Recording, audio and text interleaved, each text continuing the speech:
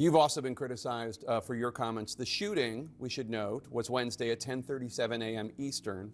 Just over 2 hours later, the Department of Homeland Security put out a statement definitively asserting what had happened, defending the ICE agent, accusing Renee Good of domestic terrorism. That's a characterization that you reiterated in a press conference half an hour later. Now, Republican Senator Tom Tillis said, quote, "It was very unusual to have a senior law enforcement official to draw a conclusion about an event where the scene was still being processed.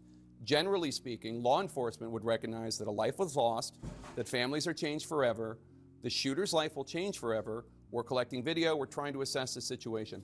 Why did you not wait for an investigation before making your comments? Well, everything that I've said has been proven to be factual and the truth. This administration wants to operate in transparency. I have the responsibility as the Secretary of Homeland Security to know this information as soon as possible. Had just been in Minneapolis the day before, had already had conversations with officers on the ground and supervisors, and knew the facts, and decided that the department and the people of this country deserve to know the truth of the situation of what had unfolded in Minneapolis. But with all due respect, Secretary, the first thing you said was, quote, "What happened was our ICE officers were out in an enforcement action. They got stuck in the snow."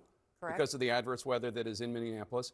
They were attempting to push out their vehicle, and a woman attacked them and those surrounding them and attempted to run them over and ram them with her vehicle.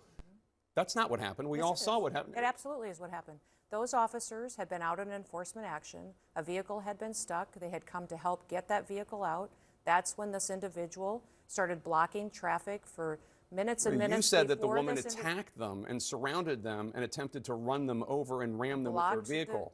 Blocked the road for a long time and was yelling at them and impeding a federal law enforcement investigation. And that's what you need to focus on, Jake, is they were breaking the law by impeding and obstructing a law enforcement operation. They were breaking the law already, and these officers were doing their due diligence and what their training had prepared them to do to make sure they were handling it appropriately. You said within hours of her being killed, you said that she was a domestic terrorist. How do you define domestic terrorist? She weaponized her vehicle to conduct an act of violence against a law enforcement officer and the public. How can you assert with certainty that she was trying to hurt the officer as opposed to she was trying to flee the scene? If you look at what the definition of domestic terrorism is, it completely fits the situation on the ground. This individual, as you saw in the video that we released just 48 hours after this incident, showed that this officer was hit by her vehicle, she weaponized it, and he defended his life and those colleagues around him and the public.